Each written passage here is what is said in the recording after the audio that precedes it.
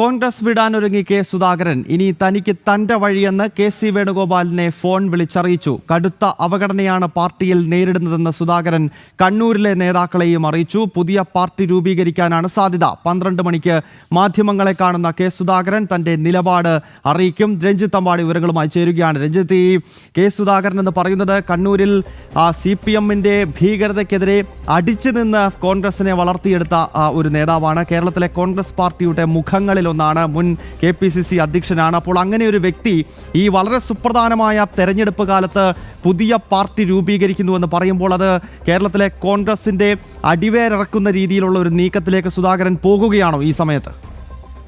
Gautam, leader K Karunakaran കോൺഗ്രസിനെ പിളർത്തിപ്പോയതിനു ശേഷം നടക്കുന്ന ഏറ്റവും വലിയ പിളർപ്പായിരിക്കും കെ സുധാകരൻ കോൺഗ്രസിൽ നിന്ന് വിട്ടുപോയാൽ. കാരണം അത്രയും അതിശക്തനായ നേതാവാണ് കെ സുധാകരൻ. കണ്ണൂരിൻ്റെ രാഷ്ട്രീയത്തിൽ, കൊലപാതക രാഷ്ട്രീയത്തിൽ CPM-നെതിരെ ഒറ്റയ്ക്ക് കയ്യൂക്കുകൊണ്ട് തലയെടുപ്പ് കൊണ്ട് പിടിച്ചു നിന്ന ഒരു നേതാവ്. കോൺഗ്രസ് പ്രവർത്തകർക്ക് ഏതു പാതിരാത്രിയിലും കണ്ണൂരിൻ്റെ തെരുവീഥികളിലൂടെ നടക്കാൻ കഴിഞ്ഞത് കെ സുധാകരൻ എന്നൊരു നേതാവ് ഉള്ളതുകൊണ്ട് തന്നെയാണ്.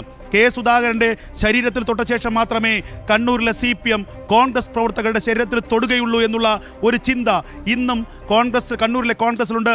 കണ്ണൂരിലെ കോൺഗ്രസിന് കെ സുധാകരൻ ഒരു വികാരമാണ്. അതുകൊണ്ട് തന്നെയാണ് കെ സുധാകരന് സീറ്റില്ല എന്ന് പറഞ്ഞതിന് പിന്നാലെ കണ്ണൂരിൽ വലിയൊരു അനുയായി വൃന്ദം കെ സുധാകരനൊപ്പം ഇറങ്ങിത്തിരിക്കാൻ തീരുമാനിച്ചിരിക്കുന്നത്. അത് കണ്ണൂർ മണ്ഡലത്തിൽ മാത്രമല്ല, കണ്ണൂർ ജില്ലയിലെ പല നിയമസഭാ മണ്ഡലങ്ങളിലും അതിൻ്റെ പ്രതിഫലനം ഉണ്ടാകും എന്നുള്ളത് യാഥാർത്ഥ്യമാണ്. ബ്രണ്ണൻ കോളേജിൽ KSU തുടങ്ങി പിന്നീട് ചെറിയൊരു ഇടവേള ജനതാ പാർട്ടിക്കൊപ്പം നിന്ന് 80 മുതൽ 82-ൽ 87-ൽ ഒക്കെ മത്സരിച്ച് പരാജയപ്പെട്ട, 91-ൽ മത്സരിച്ച് സാങ്കേതികമായി പരാജയപ്പെട്ട കെ സുധാകരൻ പിന്നീട് 96, 2001, 2006 വർഷങ്ങളിൽ കണ്ണൂരിൽ നിന്ന് നിയമസഭയിലേക്ക് തിരഞ്ഞെടുക്കപ്പെട്ടു. 2 തവണ മന്ത്രിയായി. പിന്നീട് ലോക്സഭയിലേക്ക് ആദ്യഘട്ടത്തിൽ പരാജയപ്പെട്ടുവെങ്കിലും 2019-ൽ PK ശ്രീമതിയെ പരാജയപ്പെടുത്തി ലോക്സഭയിലെത്തി. 2024-ൽ തൻ്റെ ഭൂരിപക്ഷം വർദ്ധിപ്പിച്ച് 1,80,000-ലധികം വോട്ട് കണ്ണൂർ പോലെയുള്ള ഒരു ജില്ലയിൽ CPM-ന്റെ പ്രധാനപ്പെട്ട ഒരു നേതാവിനെ, MV ജയരാജനെ 1,80,000-ലധികം വോട്ടുകൾക്ക് പരാജയപ്പെടുത്തിയാണ് കെ സുധാകരൻ പാർലമെന്റിലേക്ക് എത്തിയത്. കെ സുധാകരൻ നേതാവ് എല്ലാ കാലത്തും വടക്കൻ കേരളത്തിലെ കോൺഗ്രസ്സുകാർക്ക് ഒരു വികാരമായിരുന്നു. ആ നേതാവാണ് ഇപ്പോൾ പാർട്ടിയിൽ നിന്ന് പടിയിറങ്ങാൻ പോകുന്നത്. ഇതിന് പിന്നിൽ മറ്റു ചില ഗൂഢാലോചനകളുണ്ട് എന്നുള്ളത് യാഥാർത്ഥ്യമാണ്. കഴിഞ്ഞ ദിവസം തന്നെ നമ്മൾ സൂചിപ്പിച്ചതാണ്. കെ സുധാകരൻ എന്ന നേതാവ് നിയമസഭയിലേക്ക് മത്സരിക്കാൻ ആഗ്രഹമുണ്ട് എന്ന് പറഞ്ഞപ്പോൾ ആദ്യഘട്ടത്തിൽ ഹൈക്കമാൻഡ് വഴങ്ങാതിരുന്നുവെങ്കിലും പിന്നീട് കെ സുധാകരൻ്റെ ഒരു സാന്നിധ്യം ഈ തെരഞ്ഞെടുപ്പിൽ എത്രമാത്രം ആവശ്യമാണ് എന്ന തിരിച്ചറിവിൽ കെ സുധാകരനും അതുപോലെ തന്നെ അതിൻ്റെ മറവിൽ അടൂർ പ്രകാശിനും ഒരു ഇളവ് നൽകാൻ ഹൈക്കമാൻഡ് തത്വത്തിൽ ആലോചിക്കുകയായിരുന്നു. ഈ തീരുമാനം വന്നതിന് പിന്നാലെ കേരളത്തിൽ നിന്നുള്ള പ്രധാനപ്പെട്ട നേതാക്കൾ, പ്രത്യേകിച്ച് VD സതീശൻ, രമേശ് ചെന്നിത്തല അടക്കമുള്ള നേതാക്കൾ, കേന്ദ്ര കോൺഗ്രസിൻ്റെ ദേശീയ തലത്തിലുള്ള പ്രധാന നേതാവ് KC വേണുഗോപാൽ തുടങ്ങിയവർ വീണ്ടും ഹൈക്കമാൻഡിലെ അല്ലെങ്കിൽ കേന്ദ്ര നേതൃത്വത്തിലെ നിരവധി ആളുകളെ ബന്ധപ്പെട്ടു. ഒരു കാരണവശാലും കെ സുധാകരന് നിയമസഭയിൽ സീറ്റ് നൽകരുത്. അത് മറ്റൊന്നും കൊണ്ടല്ല, കെ സുധാകരൻ നേതാവ് കണ്ണൂരിൽ മത്സരിച്ചാൽ വിജയിക്കും, റെക്കോർഡ് ഭൂരിപക്ഷത്തിൽ വിജയിക്കും. അങ്ങനെ വിജയിച്ച് നിയമസഭയിലേക്ക് എത്തിയാൽ മന്ത്രിസഭാ രൂപീകരണ സമയത്ത് ഏറ്റവും വലിയ പ്രതിബന്ധം കെ സുധാകരൻ തന്നെയായിരിക്കും. കാരണം ഇന്ന് കോൺഗ്രസിലെ ഏറ്റവും മുതിർന്ന നേതാക്കളിൽ ഒരാളാണ് കെ സുധാകരൻ. ഒരു ഘട്ടത്തിൽ തനിക്ക് മുഖ്യമന്ത്രിയാകണമെന്ന് കെ സുധാകരൻ പറഞ്ഞാൽ മറ്റെല്ലാ പരിഗണനയേക്കാൾ ഉപരി കെ സുധാകരനെ പരിഗണിക്കേണ്ടി വരും. ഇതാണ് പ്രധാനപ്പെട്ട തടസ്സവാദമായി ഇവരുടെ മനസ്സിൽ വന്നത്.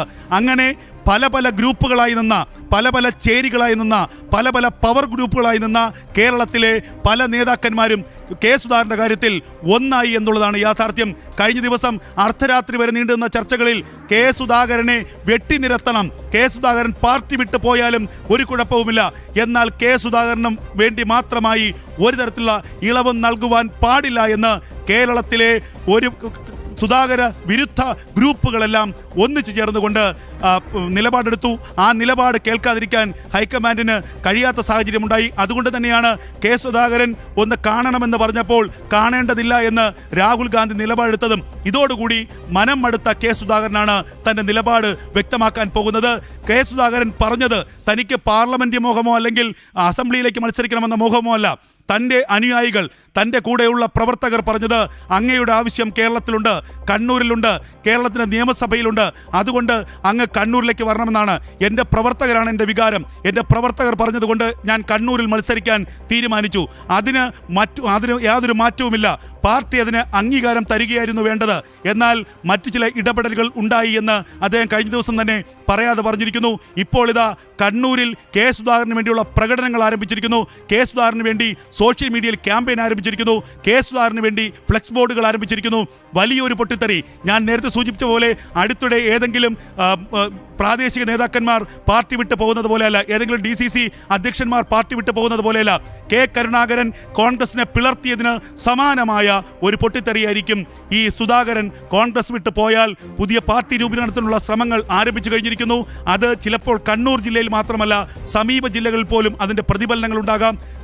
കെ സുധാകരനെതിരെ നേരത്തെ തന്നെ പല ആരോപണങ്ങളുണ്ടായിരുന്നു. കെ സുധാകരൻ അല്പമൊന്ന് പാർട്ടിയിൽ സജീവമല്ലാത്ത കാലഘട്ടത്തിൽ കെ സുധാകരൻ BJPയിലേക്ക് പോകുന്നു, BJPയുമായി ബാന്ധവം ഉണ്ടാക്കുന്നു, BJPയുമായി ചർച്ച നടത്തുന്നു, ഏത് നിമിഷം വേണമെങ്കിലും BJPയിലേക്ക് പോകാം.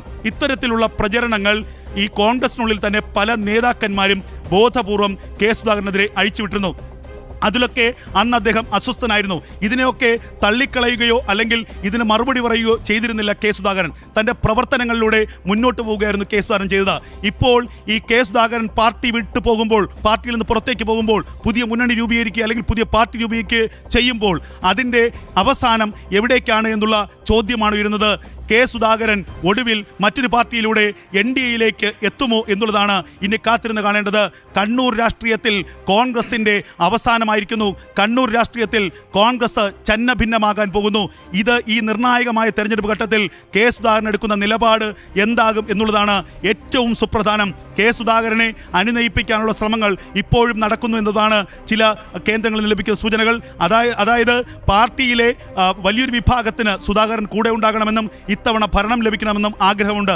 എന്നാൽ മുഖ്യമന്ത്രി കസേര മോഹികളായ ചില നേതാക്കന്മാരുടെ വ്യക്തി താല്പര്യങ്ങളാണ് സുധാകരനെ പ്രകോപിപ്പിക്കുന്നത് എന്ന് പാർട്ടിയിലെ വലിയൊരു വിഭാഗം ഇപ്പോൾ ചിന്തിക്കുന്നു. അതുകൊണ്ട് തന്നെ കേന്ദ്ര നേതൃത്വത്തോട് അവർ ആവശ്യപ്പെടുന്നത് ഏതെങ്കിലും 1, 2, 3 നേതാക്കന്മാരുടെ താല്പര്യത്തിന്റെ അടിസ്ഥാനത്തിൽ സുധാകരനെ ബലി കൊടുക്കരുത്. അങ്ങനെയെങ്കിൽ അത് ആത്മഹത്യാപരമായ തീരുമാനമായിരിക്കും, കോൺഗ്രസിന്റെ ആത്മഹത്യാപരമായ തീരുമാനമായിരിക്കും എന്ന് പറയുന്നു. എന്തായാലും ഇനി വരുന്ന മണിക്കൂറുകൾ കോൺഗ്രസിനെ സംബന്ധിച്ച് ഏറ്റവും നിർണായകമാണ്.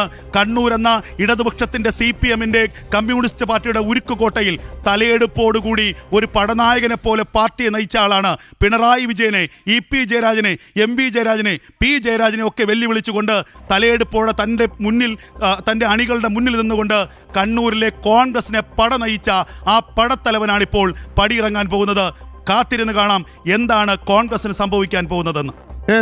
രഞ്ജിത്ത്, ഞാൻ മടങ്ങിയെത്താം. അസാമിൽ ഹിമന്ത ബിശ്വ ശർമ്മയും അല്ലെങ്കിൽ മധ്യപ്രദേശിൽ ജ്യോതിരാദിത്യ സിന്ധ്യയും ആന്ധ്രാപ്രദേശിൽ ജഗൻമോഹൻ റെഡ്ഡിയും ഉത്തരാഖണ്ഡിൽ റീത്ത ബഹുഗുണ ജോഷിയും ഒക്കെ അടങ്ങുന്ന, അല്ലെങ്കിൽ ജമ്മു കാശ്മീരിൽ ഗുലാം നബി ആസാദും ഒക്കെ ഓരോ സംസ്ഥാനത്ത് കോൺഗ്രസ് ബന്ധം ഉപേക്ഷിച്ച് മറ്റു ചേരികളിലേക്ക് പോയപ്പോൾ അവിടെയൊക്കെ കോൺഗ്രസിൻ്റെ മേൽവിലാസം തന്നെ നഷ്ടപ്പെടുന്ന പശ്ചാത്തലമാണ് ഉണ്ടായത്. അതിന് സമാനമായ സാഹചര്യമാകും കെ സുധാകരൻ കോൺഗ്രസ് വിട്ടു പോയാൽ കേരളത്തിലെ കോൺഗ്രസിന് ഉണ്ടാകുക എന്ന കാര്യത്തിൽ സംശയമില്ല.